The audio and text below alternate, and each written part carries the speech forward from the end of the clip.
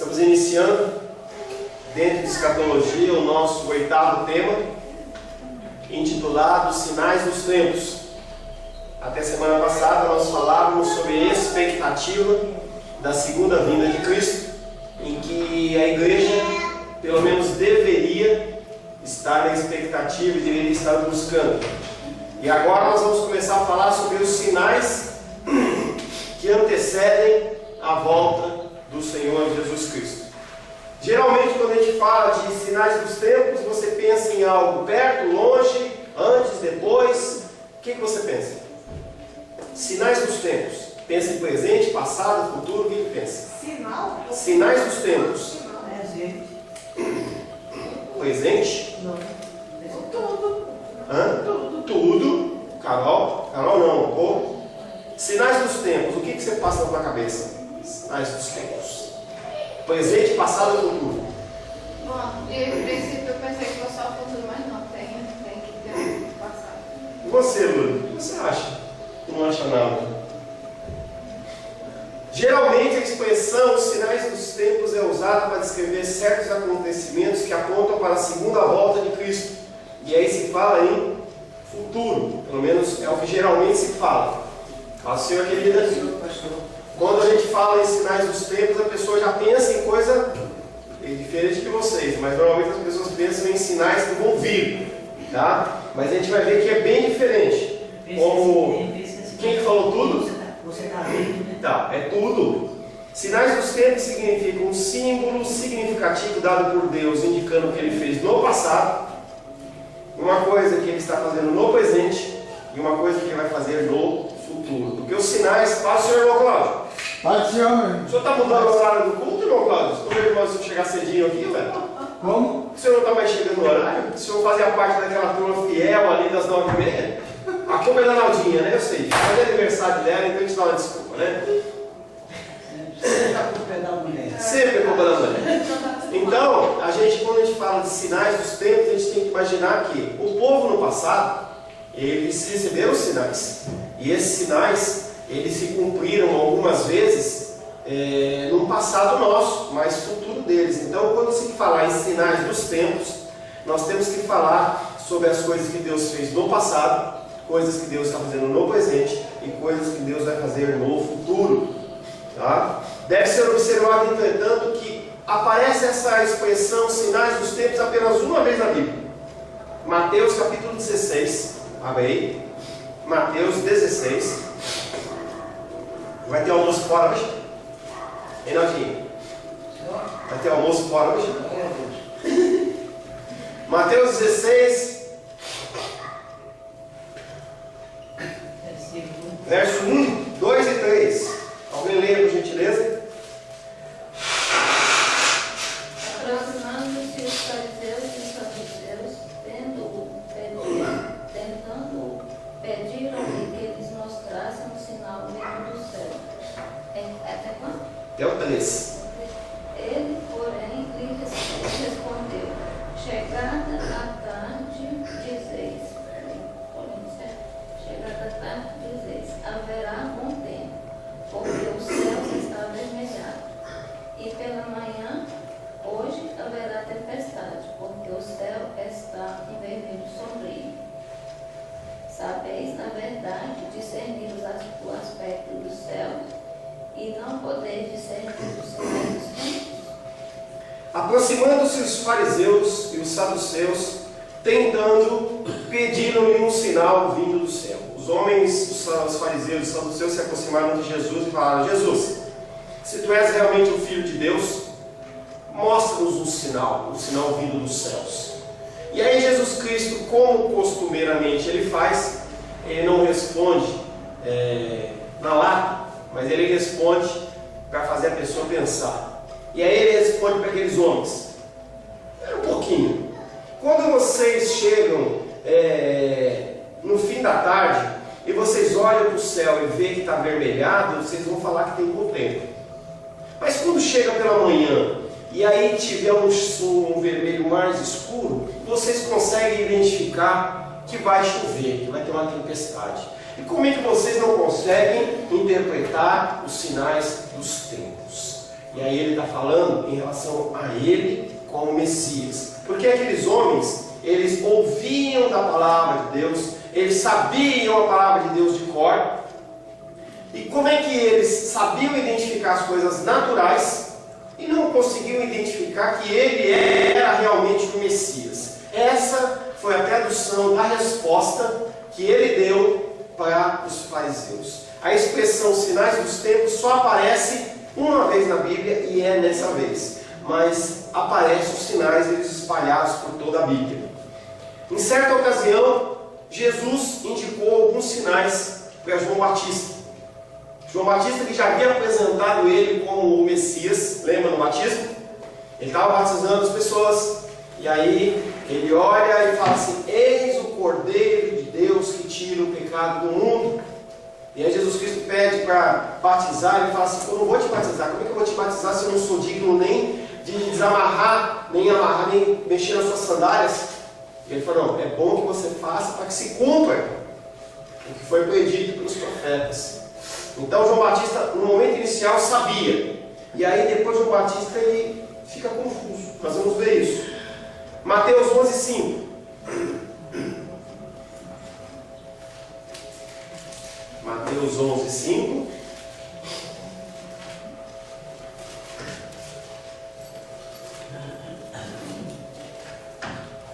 Os cegos veem, os coxos andam, os leprosos são limpos, e os surdos ouvem, os mortos são ressuscitados, e os pobres é anunciado o Evangelho. E aí Jesus Cristo ele fala de alguns sinais que a gente tem que começar a ver com essa segunda volta de Cristo.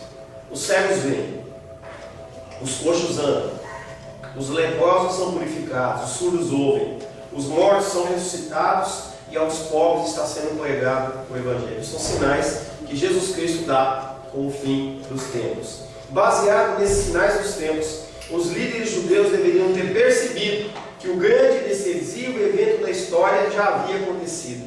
Aquilo que para o Antigo Testamento era um sinal do fim dos tempos, entendeu? Que seria essas manifestações através da vida de Jesus, eles não conseguem identificar. Eles não estavam esperando o Messias que viesse com essas características. Mas o profeta Isaías, ele não havia profetizado isso sobre a vinda do Messias? Sim. Só que a gente interpreta como a gente quer que seja interpretado. Na verdade, a gente interpreta apenas como nós queremos que seja interpretado. E aí os judeus eles se recusam em discernir esses sinais, e isso foi a causa da sua condenação. Se esses líderes continuassem a falhar a reconhecer Jesus como Messias, o julgamento futuro os esperaria, bem como a todos que o seguissem. Assim, podemos admitir que esses sinais realmente apontavam para o futuro, mas o futuro daquele povo lá no passado. Tá? A pergunta principal é: se esses sinais apontam para certos eventos que ainda têm de ocorrer antes que Jesus venha de novo, como nós podemos estar prontos para essa volta? Você quer estar pronto para a volta? Você quer ser pego de surpresa? Ninguém quer ser pego de surpresa. Será que a consideração desses sinais não leva as pessoas a pensar que vai demorar tempo? Nós já falamos um pouco sobre isso em módulos passados. Será que você ficar nessa expectativa de que sinais vão acontecer não vai te gerar no teu coração algo que vai demorar? Será que a falta da expectação, a expectativa, porque as pessoas não vivem na expectativa de que Jesus Cristo está voltando. A gente fala, as pessoas dizem que acreditam, mas as pessoas encontram toda e qualquer sorte de desculpa para não ouvir a palavra de Deus. Se você tem um compromisso, ele é mais importante que a palavra de Deus. Se você tem um evento, ele é mais importante do que a palavra de Deus. Eu não estou falando em você ser religioso, eu estou falando em motivação do nosso coração. Muitas vezes, nós deixamos de ouvir a palavra de Deus por coisas, muitas vezes, sem sentido. Muitas vezes, sem sentido. A expectativa da volta de Cristo, muitas vezes, não. Muitas vezes, não. Teremos de encarar esse problema ao prosseguirmos a discussão desses sinais. Antes de nós fazermos essa discussão, nós vamos falar sobre interpretações erradas. E algumas talvez você tenha, e você seja confrontado em relação a isso. Primeiro, muitas pessoas entendem que esses sinais dos tempos vão acontecer no fim. É verdade, não é? Quando tiver para acabar, é como se fosse faltando 45 minutos do segundo tempo do campeonato lá da Copa do Mundo. O carinha lá do bandeirinho, ele levanta a plaquinha, falta 3 minutos. Agora você tem que fazer o que você puder. Será que você espera que esse sinal seja assim? Que aconteça um sinal sobrenatural de tal forma que você seja desperto e falando: agora eu tenho que ser cristão, agora eu tenho que ser crente, agora eu tenho que fazer. Algumas pessoas pensam isso. Uma dessas interpretações erradas é considerar os sinais dos tempos se referindo exclusivamente, olha minha flor, exclusivamente ao tempo do fim. O pessoal está vendo a peça, Vá? Eu estou vendo que você entrou e entrou um, agora entrou outro. A conta gota. As pessoas. Perdão. Muitas pessoas entendem que esses sinais vão ser exclusivamente no fim. Até lá eu posso viver de tudo que quiser. Eu posso ter minha vidinha, eu tenho que me preocupar mais um chegando. Eu posso ter minha vida, posso tocar o meu barco, fazer como eu quiser, porque está tudo certo. Uma hora, Deus que me ama, Ele vai tocar uma trombeta, está chegando mais um. Estava brincando com o Sebastião, eu falei assim: o pessoal veio a peça, porque entrou você, aí entrou a B, aí entrou a minha, agora entrou o Arthur, meu, dá um todinho para mim também. É seu, né?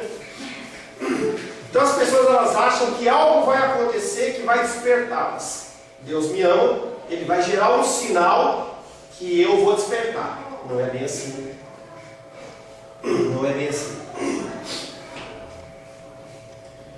Esta é uma visão errada de que tais sinais fica óbvio, primeiramente, com o uso de Jesus faz a expressão. Mateus 16:3. Mateus 16:3.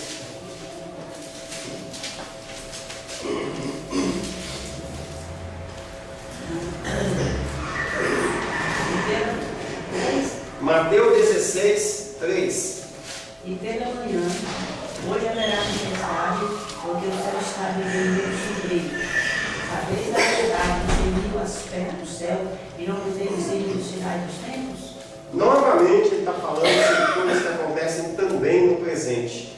Nós temos que viver numa expectativa que Jesus Cristo morreu ontem, ressuscitou hoje e volta amanhã. Essa tem que ser a nossa vida. Nesse texto 16:3, os sinais se referem claramente mais ao passado e ao presente do que ao futuro. Então Jesus Cristo pode voltar hoje. Você sabia disso? Você acredita nisso? Que pode ser que alguma coisa aconteça e de uma hora para outra toca a trombeta e antes de a gente acabar a escola dominical são 5:10 e simplesmente Jesus Cristo volte. Você sabia disso? A gente não viu isso. 10 horas? 10 horas. Ainda tem 4 minutos para a pessoa se arrepender. Mas será que as pessoas vivem nesse comportamento? Não, pastor, não teve nenhum sinal, não teve nada que me avisou. E aí, eu não sei na casa de vocês, mas na minha casa é assim. E aí a gente acorda, tal, tem os horários para acordar no domingo de manhã. E eu acordo 6 da manhã. Hoje eu acordei 5:30, no meio da cama. E aí fui orar, fazer a meditação em cima do texto. E aí acorda a Rosângela vai acordar a Luísa. E aí na hora de ir embora, Luísa, vamos, Luísa! Já, papai. Estou indo. Pera. E aí ela fala que na escola dela, quando ela fala pera, a professora fala, estou perando. E as pessoas elas acham que na época da segunda volta de Cristo, vai haver um negócio desse tipo, em que Jesus Cristo vai falar assim: Carol, ai Senhor, eu sono. Carol, vamos, Carol, está na hora. Naldinha, está na hora, vamos, Naldinha. Naldinha, vamos. Não vai acontecer isso. Simplesmente o evento vai ser como um piscar de olhos, como um raio atravessa do Ocidente para o Oriente, do Oriente para o Ocidente, uma coisa... Quem foi, foi. Quem não foi, foi pro Beleléu. Não, nem foi, fica no Beleléu aqui com o botão, né? No assim chamado sermão profético, Mateus 24, nós não vamos ler tudo não, só para você saber o que nós estamos falando. Em Mateus 24, ele começa a falar do fim dos tempos. E ele começa a falar de alguns sinais, e no caso do capítulo 24, ele começa falando que um dos sinais é a destruição de Jerusalém. Tendo Jesus saído do templo, ia retirando-se quando se aproximaram dele os seus discípulos para lhe mostrar as construções do templo. Ele, porém, lhes disse: não vedes tudo isso? Em verdade vos digo que aqui não ficará pedra sobre pedra que não seja derrubada.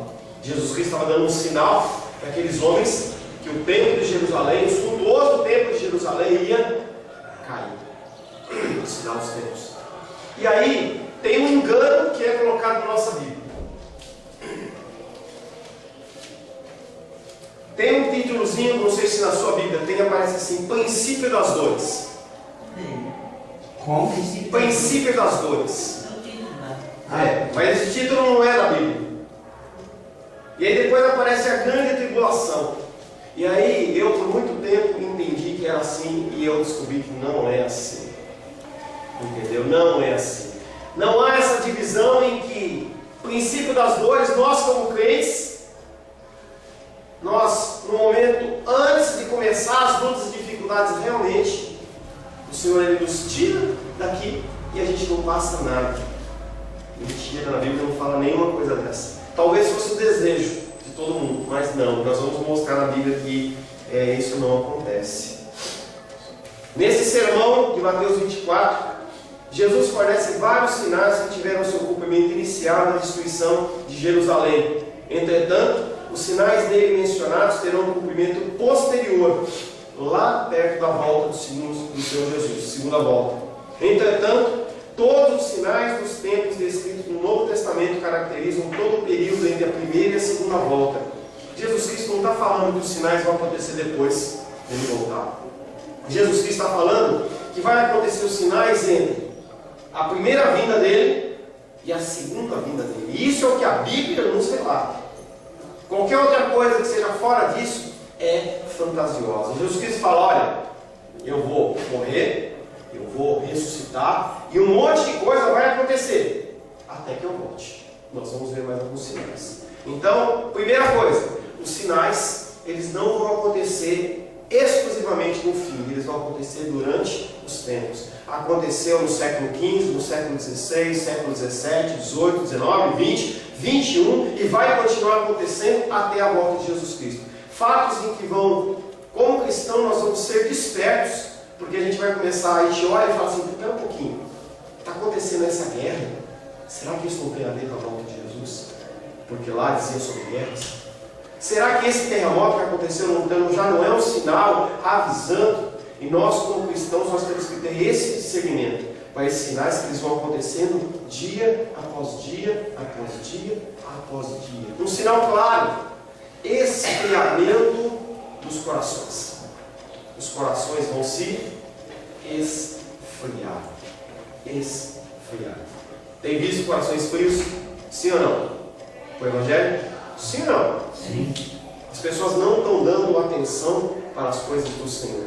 Essa semana saiu numa revista aí que já está sendo liberada a quantidade de igrejas evangélicas que estão sendo inclusivas. Sabe o que é ser uma igreja inclusiva? É uma igreja que aceita, por exemplo, o homossexualismo dentro da igreja. Isso chama-se sinais dos tempos. As igrejas estão aceitando como normal a união homossexual. Eu eu vi um comentário de um amigo meu lá no Facebook, ele falava assim, na capa aparecia dois homens, a Bíblia, olha o sacrilégio, a Bíblia e uma mão de um homem aqui, os dois homens, e a outra mãozinha em cima, uma mãozinha em cima da outra. e aquele pastor, ele relatava que ele tinha levado essas duas pessoas para a igreja. Estavam com problema de homossexualismo, estavam lutando, mas não conseguiram vencer. E agora, naquele momento, eles estavam já numa igreja que os aceita como eles são. Brinquei com a Carol há uns 4 meses atrás, e cada vez mais, Carol, eu vejo que pode ser uma grande realidade. A Carol está aqui na nossa igreja para me tirar da prisão, porque eu não vou aceitar isso. Vocês vão ter que procurar outra igreja. Entendeu? Em que as pessoas elas vão ter atitudes homossexuais. Não é que a gente não aceite homossexuais, não é isso. O homossexualismo, apesar do nosso julgamento, ele é equivalente ao pecado como gula, como o pecado da fofoca. Então nós temos que aceitar os homossexuais na nossa igreja, sim. Mas daí para eu aceitar um homossexual sentadinho do lado um do outro, com a mãozinha dada ou trocando beijos, é outra coisa. Aceitar um homossexual como um presbítero é outra coisa. Como um pastor é outra coisa. Porque Jesus Cristo ele não veio para os sãos, ele veio para os doentes. E a gente tem que entender que mesmo um discurso desse que eu estou dando, que está sendo gravado na câmera, que está sendo colocado na internet, as pessoas podem entrar com o processo, como houve com o Fabinho. Eu quero dizer que nós amamos os homossexuais, como nós amamos todas as pessoas. Mas o pecado é o pecado. E segundo a palavra de Deus, que é a nossa lei, que é o nosso guia, entendeu? Ela condena esse tipo de coisa. Os sinais dos tempos, por essa razão, convocam a igreja a uma vigilância constante. Segundo, engano.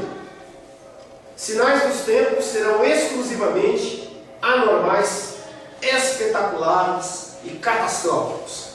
Então, quando se fala em sinais dos tempos, as pessoas acham que o céuzinho azul vai mudar de cor. Se não for isso, não é Jesus. A lua, se ela não escurecer, não é um sinal do tempo. Então as pessoas ficam esperando que seja uma coisa gritante, como aqueles fariseus lá em Mateus 16, de 1 a 3, eles queriam: Senhor, nos dá um sinal. Nossa, estou falando alto aí embaixo. Nos dá um sinal vindo dos céus. Eles queriam que descesse fogo, eles queriam que anjos aparecessem, eles queriam que estrelas caíssem, eles queriam um sinal milagroso. Nem todo sinal vai ser como esse. Nem todo sinal vai ser como esse que eu te falei agora, das igrejas sendo inclusivas. Mas pode ser coisas do teu dia a dia. Falava ontem com as crianças, falava ontem com os adultos. E às vezes a gente fica esperando sinais grandiosos e as coisas são do dia a dia. Eu conversava com um dos 3 aqui, das pessoas, e elas falavam assim: eu tenho problema de trânsito. Tem problema de trânsito.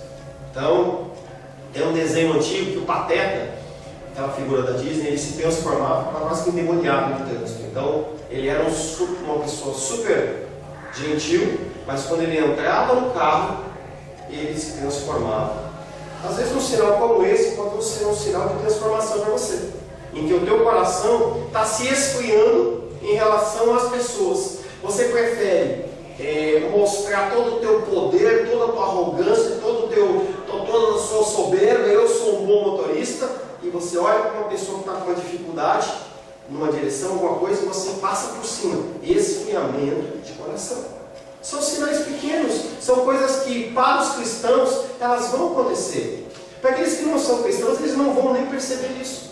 Mas para os que são cristãos, eles têm que começar a olhar para a sua vida. Nós temos que voltar à prática de, no final do dia, nós pararmos para analisar como foi a nossa vida durante todo esse curso de 24 horas. A prática do confessar católico é uma prática bíblica. E nós não temos confessado os nossos pecados com os nossos irmãos, confessar uns aos outros seus pecados para serem perdoados. A gente fala: não, aquilo não é evangélico, não é protestante. Não, queridos, nós temos que ter esse tipo de prática. Eu tenho uma dificuldade, eu vou ao meu irmão, vou à minha irmã, sempre tendo sabedoria com quem falar, e você vai a essa pessoa e fala assim: eu tenho uma dificuldade, você pode me ajudar?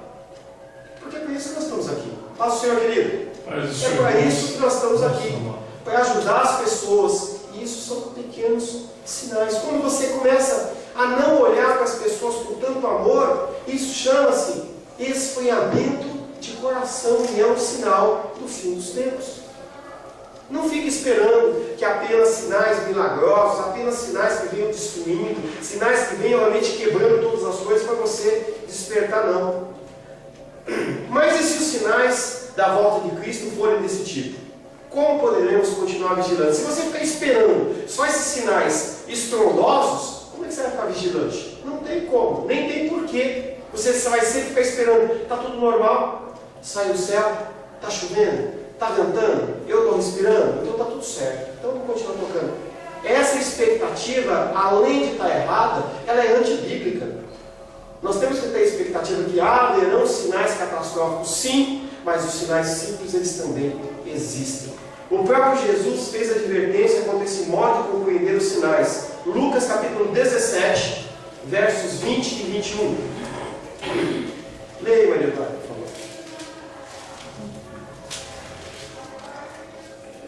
favor. Lucas 17, versos 20 e 21.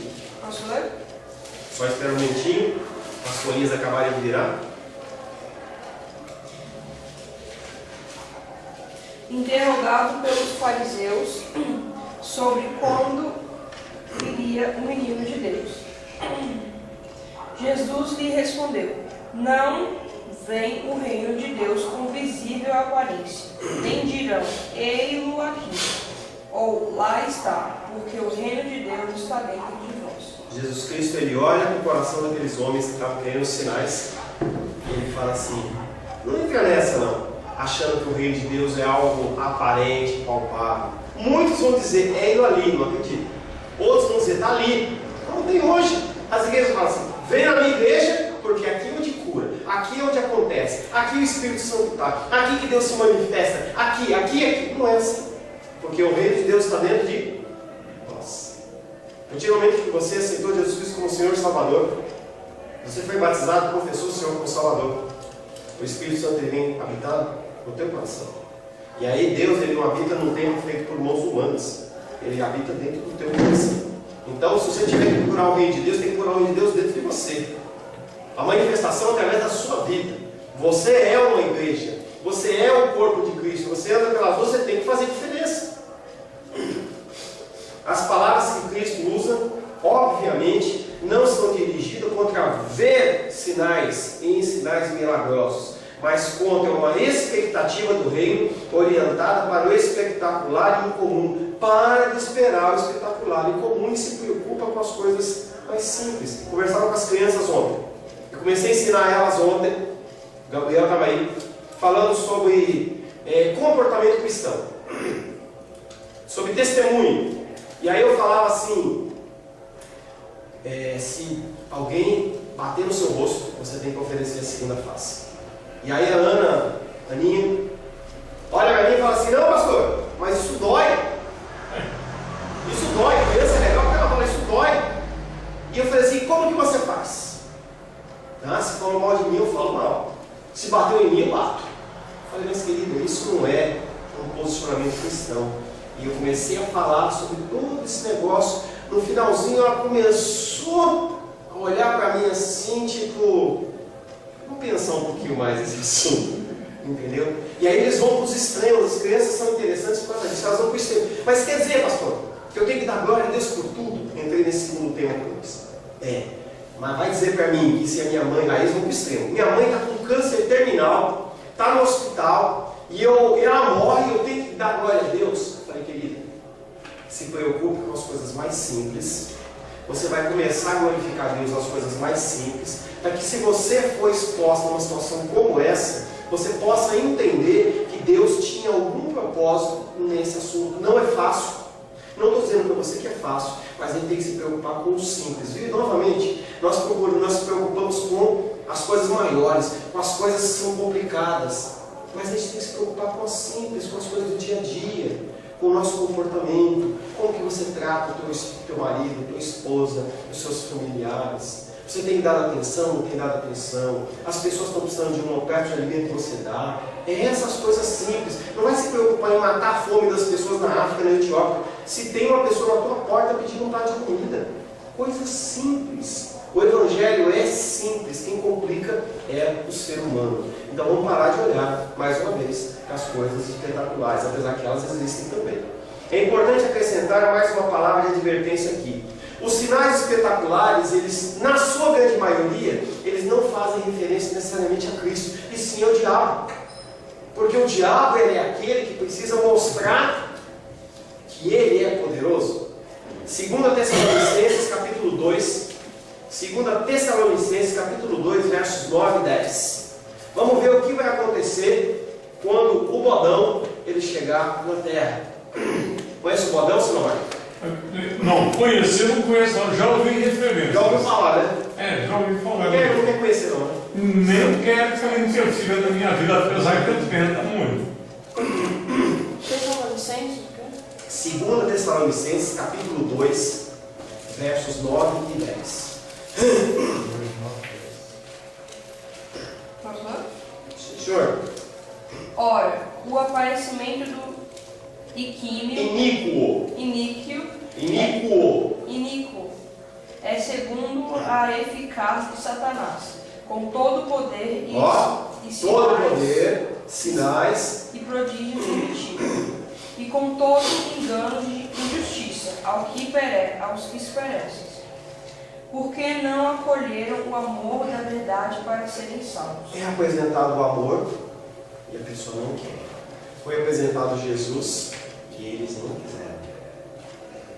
Jesus Cristo fala assim: Jerusalém, Jerusalém, que matas os profetas. Eu quis colocar vocês debaixo das minhas asas, da mesma maneira que uma galinha protege os seus pintinhos, mas vocês não quiseram. Então Jesus Cristo vem com amor e as pessoas não quiseram. E aí mostra a vinda, não de Satanás, mas a vinda do iníquo, que seria o anticristo. Não gosto de usar esse termo, não, porque todo mundo que é contra Cristo, ele é anticristo.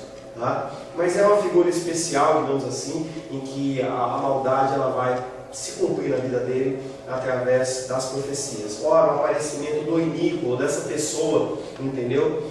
Ela é segundo a eficácia de Satanás, com todo o poder, com sinais, com prodígios, e aí está falando de sinais mais milagrosos, prodígios de mentira e com todo engano de injustiça aos que perecem. Para quem que é sinais? Para aqueles que estão perdidos. Já estão perdidos, vão se perder mais ainda. Aquele que está sujo, suje-se mais ainda, porque não acolheram o amor da verdade para serem salvos. E aí você vai lá e vai falar de amor com essa pessoa, e a pessoa vai falar assim: eu não quero esse Jesus. Você já teve comparado? Esse irmão Sinomar já compartilhou uma vez, em que você chega para a pessoa está nas vias de fato, morrendo, e você oferece Jesus para ela. Não gosto desse termo não, mas você fala de Cristo para ela, fala de uma salvação, de uma remissão, e a pessoa olha para você e fala assim: eu não quero esse Jesus. Eu não quero, né, senhor? Lembra? Eu não quero esse Jesus. Não quero. Eu quero ir para o inferno. Ele era judeu. Ó, eu não quero esse Jesus. A pessoa está se afogando e ela não sabe nadar e ela não quer a boia de salvação. Mas, se a pessoa apresentar engano, a pessoa fala: eu quero. A pessoa fala: eu quero. Muitos dos nossos entes queridos e familiares estão nessa condição. E nós não podemos fazer absolutamente nada, a não ser falar, testemunhar e mais nada. Esperar que o Espírito Santo possa ter misericórdia.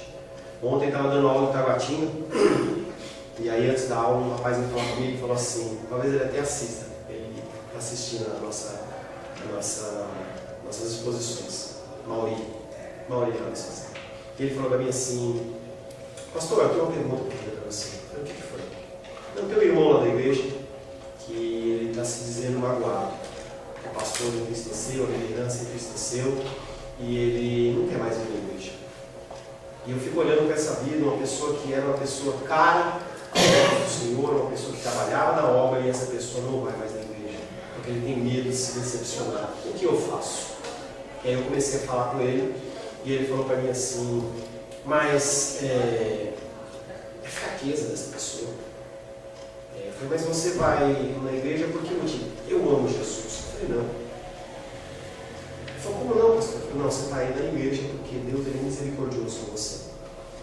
Deus ele estabelece a graça dele sobre a sua vida, E não permite que o seu coração se esfrie. Porque senão você estaria no lugar dele ou pior. E aí o que eu faço, pastor? Ame. Fale de amor. Que é o que as pessoas não querem, a gente acabou de falar. Fale do amor. Ajude. Dê palavras de consolo. A irmã dos reis agiu como um crente hoje de manhã. Porque nós, na nossa igreja, não tendemos a ser religiosos. Pelo menos eu não quero que seja. Tá? E algum dia a gente deve expor sobre o dia do Senhor.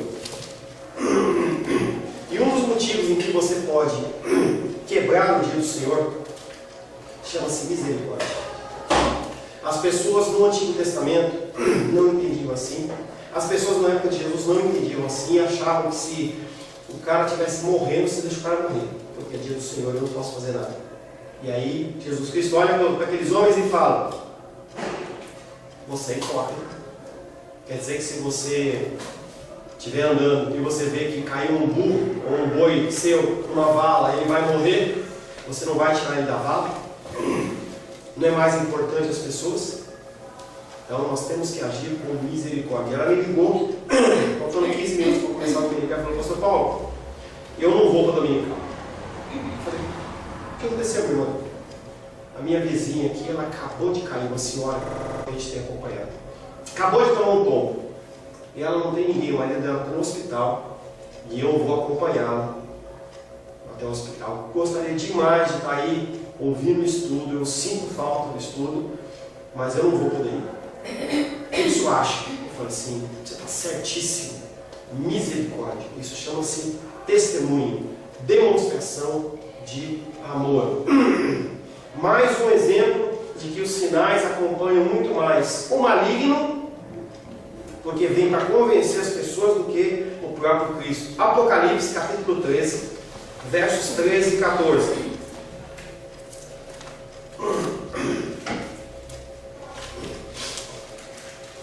Apocalipse capítulo 13, versos 13 e 14.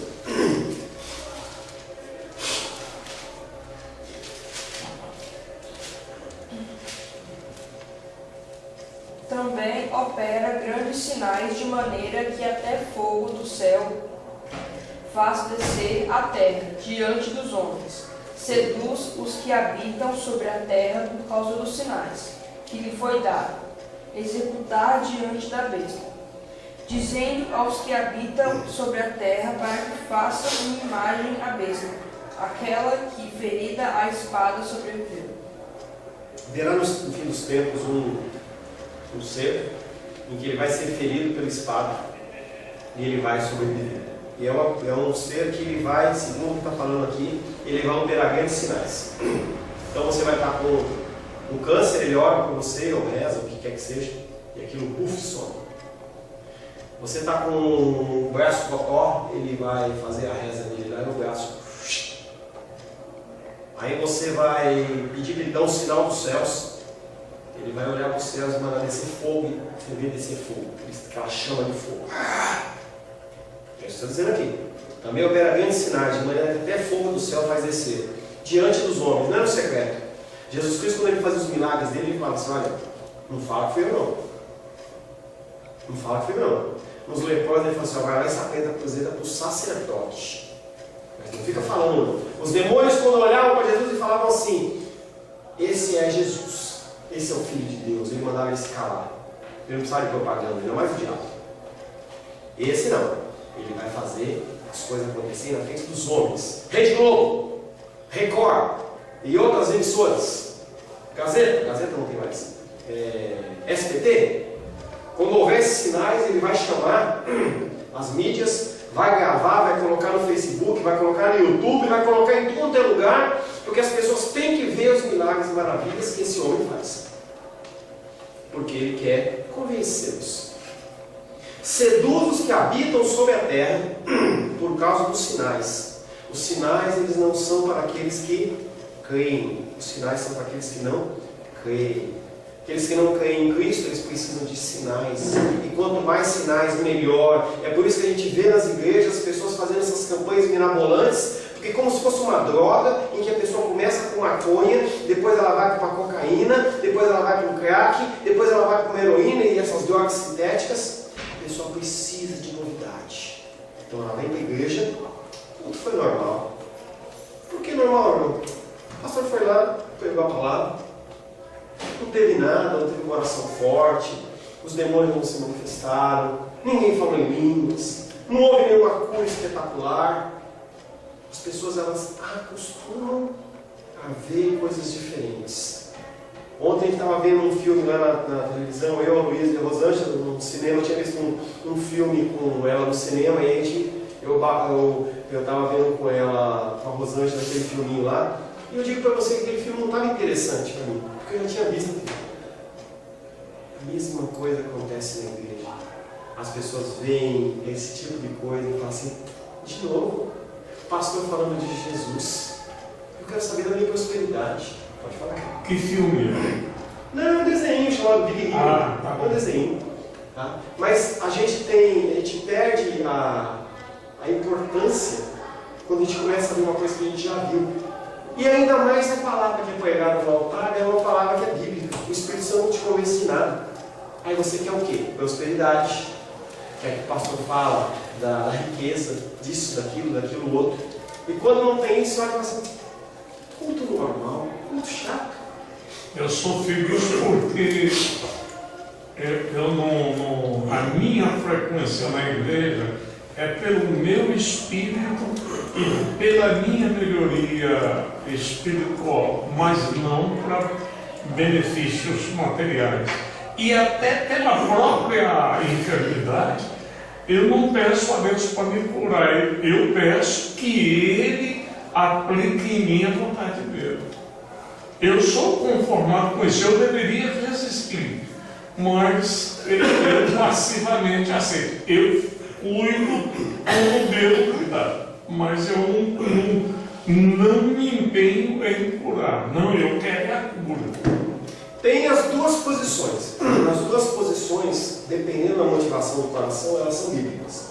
A motivação da pessoa que pede a Deus pela cura, bíblica. Você não pode gerar isso no teu coração como motivação master da sua vida. Agora só vou na igreja pedir cura, cura, cura. Aí você não olha para Deus como pai, você olha para Deus como aquele que vai te curar. Mas Ele é o médico dos médicos. Tá? E a outra posição é essa que o senhor está explicando. Você se sujeita à soberania de Deus, sabendo que a vontade dele é boa e perfeita, agradável. Você semeou no passado. Isso. E você está colhendo consequências no futuro. Em que Deus pode mudar, se Ele assim desejar, para que o nome dele seja glorificado, ou não. São duas posições. Tudo importa a motivação do coração.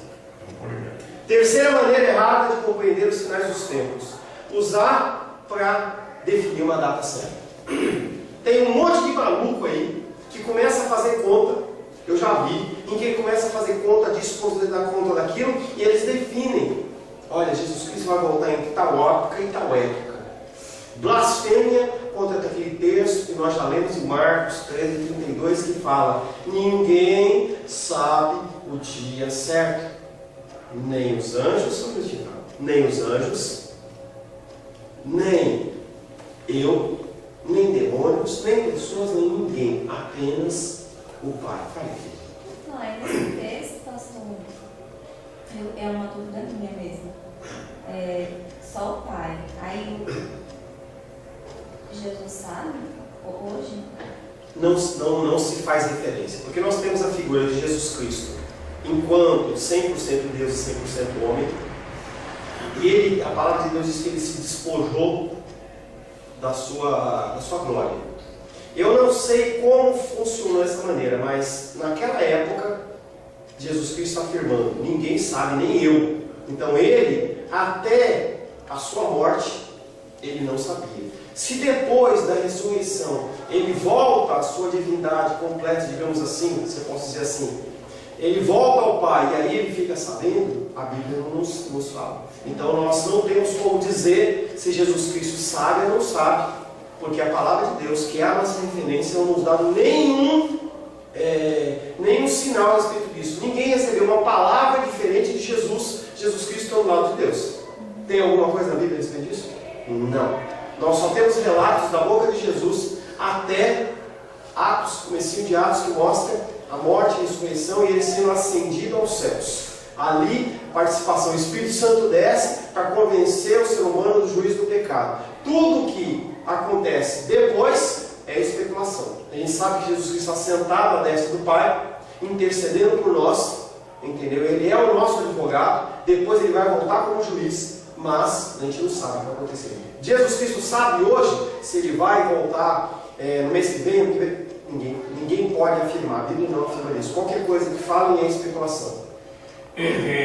Essa certeza, entre aspas, de algumas crenças da volta dele pode provocar excessos, como aconteceu na Amazônia alguns anos atrás, que uma comunidade inteira que estava no aguardo do retorno dele no dia tal, como eles ultrapassaram aquela data, eles resolveram se matar para já esperar em espírito para facilitar o translado. Isso acontece de monte, tem acontecido ao longo da história. Líderes que se dizem ungidos, e na realidade são os modões, ou os representantes deles. São pessoas muitas vezes que querem poder.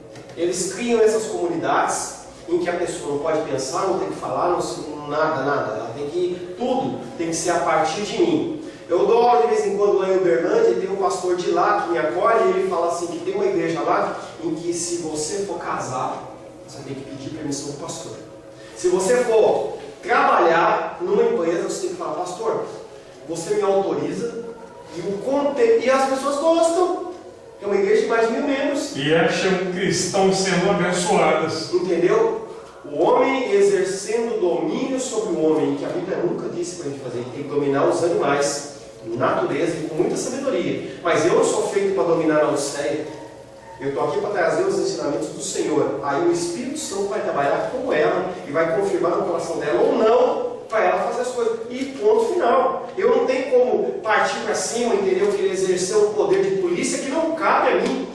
Não existe isso. Mas as pessoas gostam de ser dominadas. Elas gostam de estar em situações como essa. Como o Sidomar falou, isso acontece no mundo inteiro. As pessoas elas se fecham em sítios e começam a criar comunidades em que elas regem a sua própria comunidade, em que aquela pessoa ela é Deus. E aí a pessoa chega e fala assim, olha, Jesus Cristo vai voltar ou vai acabar o mundo. Eles gostam mais de falar acabar o mundo. Vai acabar o mundo tal dia. Então, você não passar por esse monte de luta, antes da data que foi revelada para mim, cada um vai tomar um pouco de veneno e todo mundo morre. Isso acontece de monte, através do mundo e através dos tempos.